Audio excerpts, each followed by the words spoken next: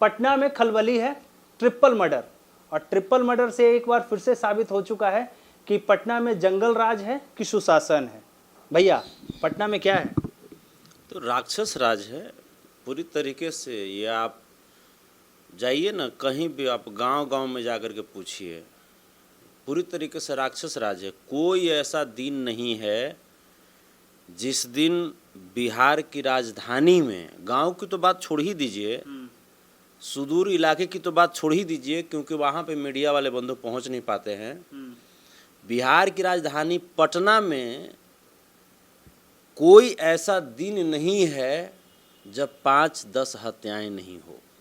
ये महा जंगल राज भी नहीं बल्कि महा राक्षस राज हम कह सकते हैं, क्योंकि जो घटना घटी है आलमगंज वाले पटना सिटी, जो एनएमसीएच की नर्स थी महालक्ष्मी देवी जी और उनकी पुत्री संथाली, हमारा उस घर से बहुत करीबी मेरा रिलेशन था, बहुत। संथाली मेरी बहन के जैसी थी।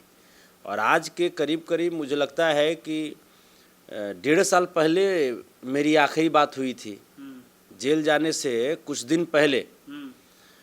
उस समय मतलब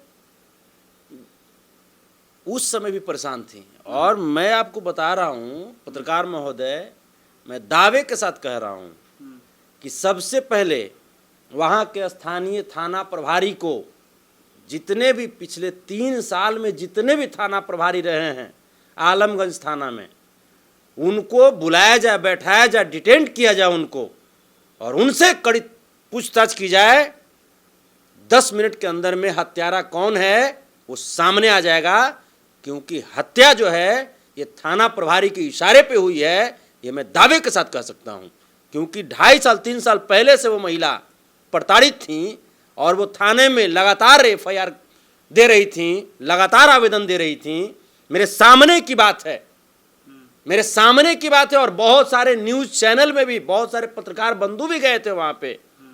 लेकिन ये बिहार की जो प्रशासन है ये बिल्कुल श्रृंखलाबद्ध तरीके से मामले को पहले इग्नोर किया और अंत में अपराधियों के द्वारा अपने गोद में अपराधियों को बैठा करके, और ये महालक्ष्मी देवी जी और उनकी बेटी सिंथाली, मैं आपको बताता हूँ, सिंथाली एक स्कॉलर थी। सिंथाली एक स्कॉलर थी। सिर्फ एक सिंथाली की मौत नहीं हुई है, बल्कि एक बहुत बड़ी स्कॉलर की मौत हुई है। सिंथाली अभी दुबई का जो एयरलाइंस था, दुबई एयरलाइंस में वो एयर होस्टेस थी। कितनी बेटियां हमारे समाज की है जो इस लेवल तक पहुंच पाती है, और जो बेटी उस लेवल तक पहुंची, उस बेटी को बिहार सरकार अपराधियों के द्वारा हत्या करवा देती है और बिहार सरकार के कानों तले जू नहीं रेंगती है। इसको क्या कहेंगे हम, क्या कहेंगे इसको, आप बताइए।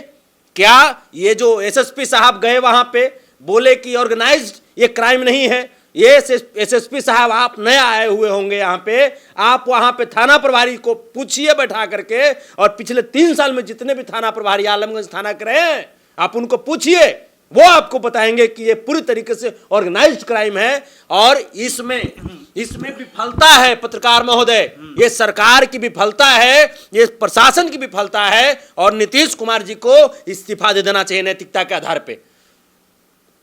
अच्छा, एक बात बताइए, ऑर्गेनाइज आप कह रहे हैं कि पुलिस कह रही है कि ऑर्गेनाइज नहीं है, लेकिन मुझे तो ऐसा लगता है, या फिर जैसे है, डायरेक्ट 3 लोगों को गोली क्यों मार दिया जाएगा? सवाल यहाँ पे होता है, घर में घुस के मार रहा है। 3 लोगों को डायरेक्ट गोली आके, कोई भी एक आम आदमी आता है, अगर पारिवारिक रंजिश ना हो, सवाल तो ये आता है कि पारिवारिक रंजिश था क्या?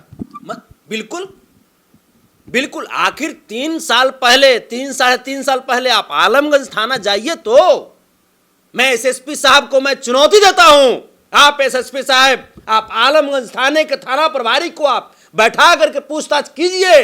अगर सच्चाई सामने नहीं आ गया तो फिर आप कहिएगा। आलमगंज थाना प्रभारी महोदय जो हैं, पिछले 3 साल से जितने भी होंगे, सबको जानकारी है इस घटने की, और सबको पता था कि इसका यही अंजाम होने वाला है।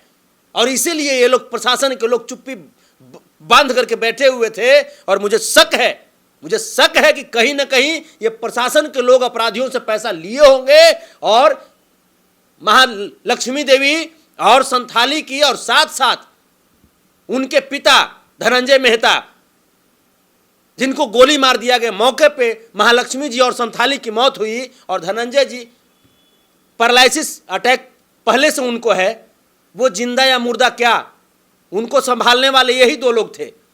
उनके घर की इकलौती चिराग थी संथाली, हमारे लिए बहन समान थी, हमें राखी बांधी थी वो बच्ची। बहन का निष्पक्ष जांच मिलेगा, लगता है पटना पुलिस कर पाएगी? नहीं कर पाएगी, नहीं कर पाएगी। पटना पुलिस पर हमको भरोसा नहीं है। हमको बिहार पुलिस पर, हमको अब नीतीश जी की सरकार में, भाजपा की सरकार में हमको पुलिस पर भरोसा नहीं रहा, नहीं रहा भरोसा। इस पे तो बीजेपी के प्रवक्ता हो जाए चाहे फिर आरजेडी के प्रवक्ता, किन्होंने भी आके नहीं कहा कि भैया जंगल राज नहीं है, सुशासन का सरकार है, सुशासन में ऐसे तो हरकतें नहीं होती है। उन्होंने तो आके किसी ने स्टेटमेंट नहीं दिया कि गलत है ये चीज़। आप पहले आप ये बताइए ना कि मीडिया में, जो मीडिया है, बड़े बड़े जो मीडिया हब जो बन करके बैठे हुए हैं, उसमें कहां तक चला है न्यूज, कहां तक चला है? इतनी बड़ी, ये छोटी सी, ये 1 मिनट के न्यूज चलाने से नहीं होगा, 1 मिनट के न्यूज चलाने से नहीं होगा। एक एयर होस्टेस की हत्या की गई है, वो गरीब परिवार से पली बढ़ी लड़की आज उस मुकाम पे गई थी, उसकी हत्या की गई है। बच्चियों की सपना का हत्या किया गया है नीतीश कुमार जी की सरकार में, भाजपा की सरकार में। ये कोई छोटी मोटी घटना नहीं है, इस पर सबको आत्ममंथन करना चाहिए। लेकिन निर्लज्ज नेताओं को मैं क्या कहूं, ये लोग निर्लज्ज है नेता लोग। जब इनके ऊपर जब कुछ चूता है तब इनको बुझाता है, दर्द बुझाता है। आज उस घर का क्या होगा? कोई नहीं उस घर में बचा। धनंजय जी बचे हैं, धनंजय मेहता जो कि विकलांग है, वो बेचारा दिव्यांग है। उनकी देखभाल कौन करेगा? कौन लड़ाई लड़ेगा इंसाफ के लिए? बताइए किसके लिए? आरजेडी लड़ेगी, क्यों नहीं? आरजेडी तो लड़ ही रही है ना, आरजेडी तो लड़ ही रही है। लेकिन ये बताइए आपकी कौन गवाही देगा? कौन गवाही देगा? सीसीटीवी में तो सामने आ जा रहा है कि गोली चल रहा है, ये हो रहा है, वो हो रहा है, और एसएसपी साहब कह रहे हैं कि हम ठीक है इसकी जांच करेंगे। क्या जांच करेंगे आप? क्या जांच करेंगे एसएसपी साहब? जांच करना हो तो मेरी आग्रह मान लीजिए ना। मैं विनम्रता पूर्वक मैं हाथ जोड़ करके आपसे आग्रह कर रहा हूं कि आलमगंज थाने में पिछले 3 साल में जितने भी थाना प्रभारी गए हैं, आप उनको बैठाइए, बैठा करके पूछताछ कीजिए। आप उनको सस्पेंड कीजिए, पहले अतिशीघ्र सस्पेंड कीजिए, उसके बाद पूछताछ कीजिए। दूध का दूध, पानी का पानी सामने आ जाएगा। दूध का दूध, पानी का पानी सामने आ जाएगा। ये तो खैर अभी तो बिहार सरकार, अब पटना पुलिस इसका रिपोर्ट देगी तभी पता चल पाएगी।